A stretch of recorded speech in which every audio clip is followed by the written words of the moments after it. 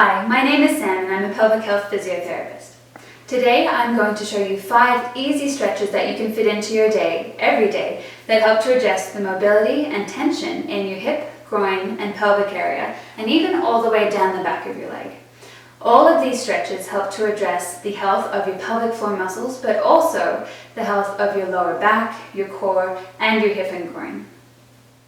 The first exercise I'm going to show you is a calf stretch. I am using what I call a half dome, but at home or at the office you can also use a thickly rolled towel or even a ball.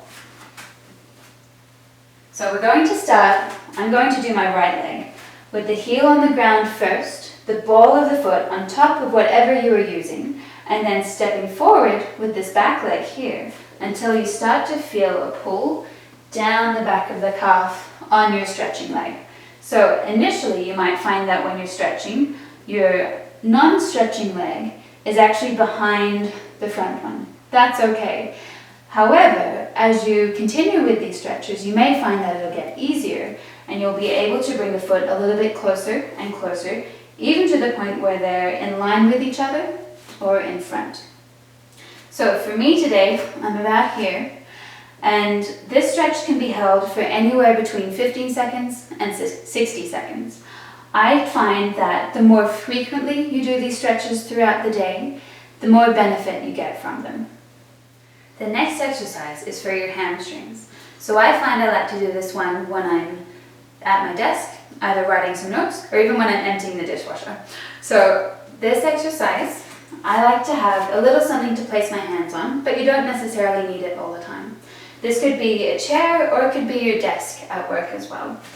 You want your feet relatively close to whatever you're leaning down towards, and then start to bend forward at the hips so that your tailbone is floating up toward the ceiling, trying to imagine that your tailbone or your ischial-tuberosities, your sit bones, are the highest point on your body while maintaining a relatively neutral lumbar spine.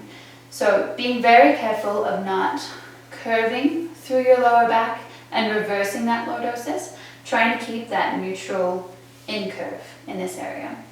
And then you can have your hands resting on the chair or, as I said, on the desk if you had your elbows bent. Again, this is a nice one to hold for up to 60 seconds, but frequently throughout the day, even if it's just 5 or 10 seconds at a time, can be equally effective. The next exercise here is very similar to the hamstring stretch, but we are trying to address some of the adductors or some of the groin muscles. Same starting position, if you like, coming down with your hands either resting on the chair or on the table, but this time your feet are slightly wider apart.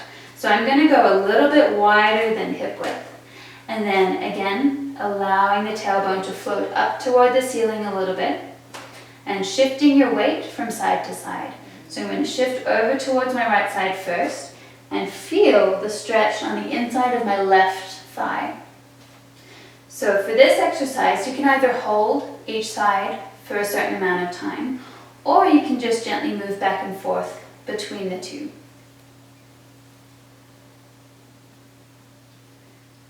And you can completely control the intensity of the stretch by how far you move into it.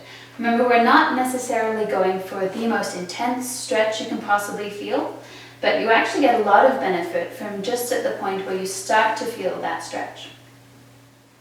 The next stretch I'm going to show you can even do while you're sitting at your desk or even at the dining table. This stretch helps to adjust some of the deep hip rotators, including the piriformis and some of the glutes as well. We're going to start by crossing one ankle up and over the knee and letting the knee of the stretching side start to drop down. You'll probably find that it's easier to do this stretch if you're sitting a little more forward on your chair, which will also allow your pelvis to move into a more neutral position rather than rocked back or slumped. When you're slumped and rocked back, you may not feel a whole lot of a stretch compared to when you're in a more neutral pelvis, neutral spine position. This one I like to hold for 60 seconds, especially if I'm working at my desk for a certain amount of time. And it's easy to change to the other side as well, just by crossing the other knee and holding that one again. So I will also show you a more advanced standing version. For example, if you have a standing desk and you don't have a chair anymore, which is great. So we will get rid of the chair here, but use it for a little bit of balance. So if you're at your desk, you can certainly hold on to your desk if you like. I'm going to use the chair here a little bit, but it's the same stretch, crossing the ankle, up and over the knee, and this time you're going to sit back into the stretch to feel it all in the hip and the glute on that side. So I'll just show you from the front and then also from the side. One thing that you do want to be very careful of when you're doing this stretch is to make sure that your knee on your balancing side isn't coming forward, as this will pull your pelvis and your lumbar spine into more of that rounded position as much as you can. We want to try to keep a vertical shin for the best stretch of the hip rotators on that side. Great. Fifth and final stretch is for the hip flexors. You can do this either standing or kneeling. I'm going to show you the standing version so that you can do it when you're at your desk or when you're out and about as well. I often do it while I'm out for my walks. So I'm going to turn to the side here, and I'm going to be stretching the right side first.